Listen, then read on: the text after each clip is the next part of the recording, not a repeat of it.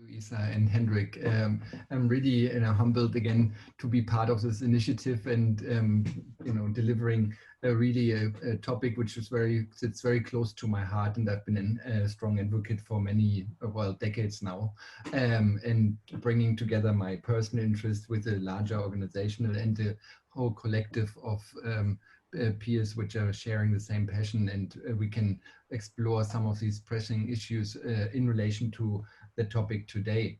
Perhaps some of you have found already it's quite intriguing to have the right to the city as a topic itself. It's already quite a big one, but we are actually narrowing it down in this contribution here today on children, because it becomes very quickly tangible, and we know children are one of the most vulnerable population groups in cities.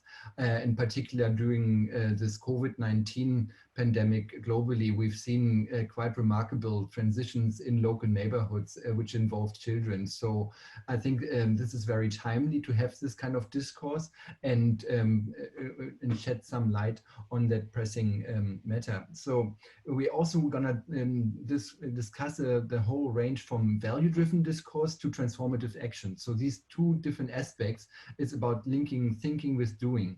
And that is very important, because often what we find is children, they need action rather in the now rather than in 5 years. So that brings these both together.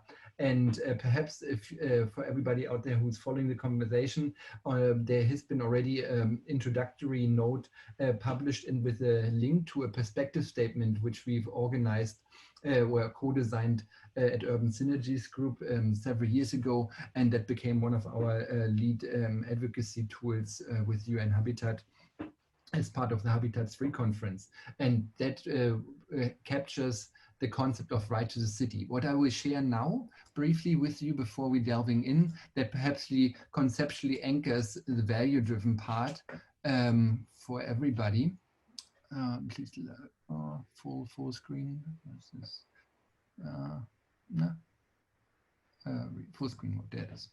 That will anchor this whole concept for this discourse which we're about to have. So right to the city, as I mentioned, is a concept which originally came from Henri Lefebvre, came out in the second half of the 20th century in France, and is really not the same as a human right-based individualized approach. This is a very important thing. What we're talking here about, this kind of concept, what he described it is a collective right.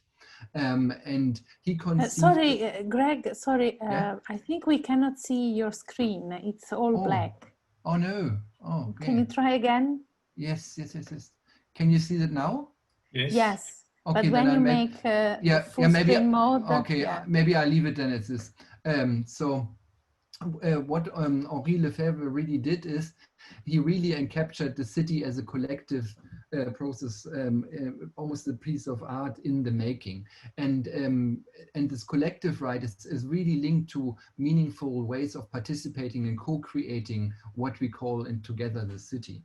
So in that sense, if you start and indulge me in that and follow that journey to see the visual effects as well, bringing that together, as the image often talks more than 1,000 words, the city can be really conceived as a work of art. Yeah, in these kind of cities, there are places where people meet and where people can connect socially. Yeah, we socially produce space. This comes very close to the philosophy of Henri Lefebvre.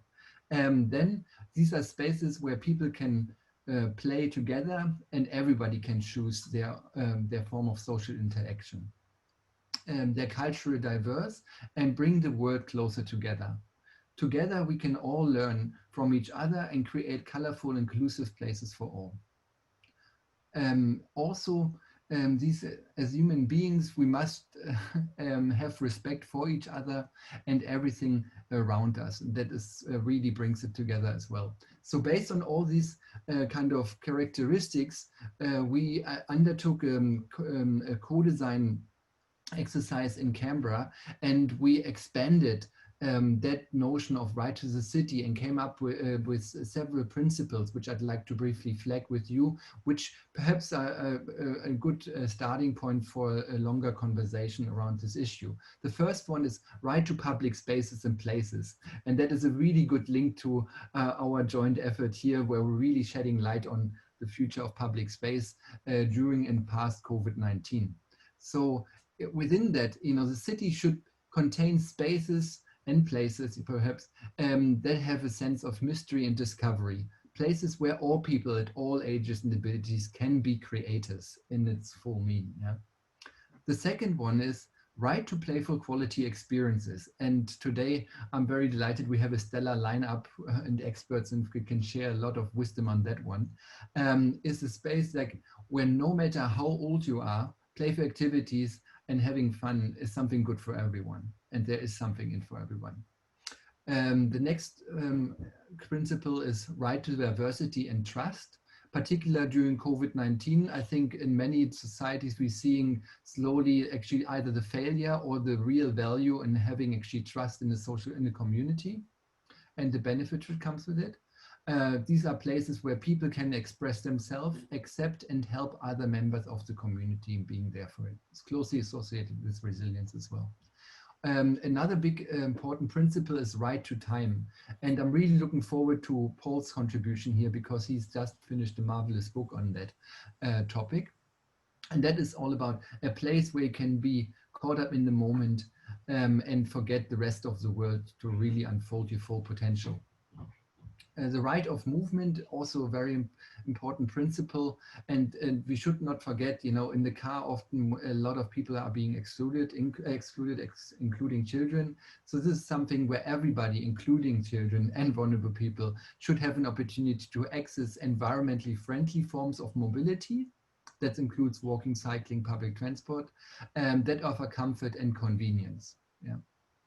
The right to a healthy, safe environment is very important, and perhaps the last one, which I'm going to put out for context today. And I would like to stress in this one, this is about environments where all life forms, not just humans, can enjoy a chance to flourish without compromising opportunities of others. With that.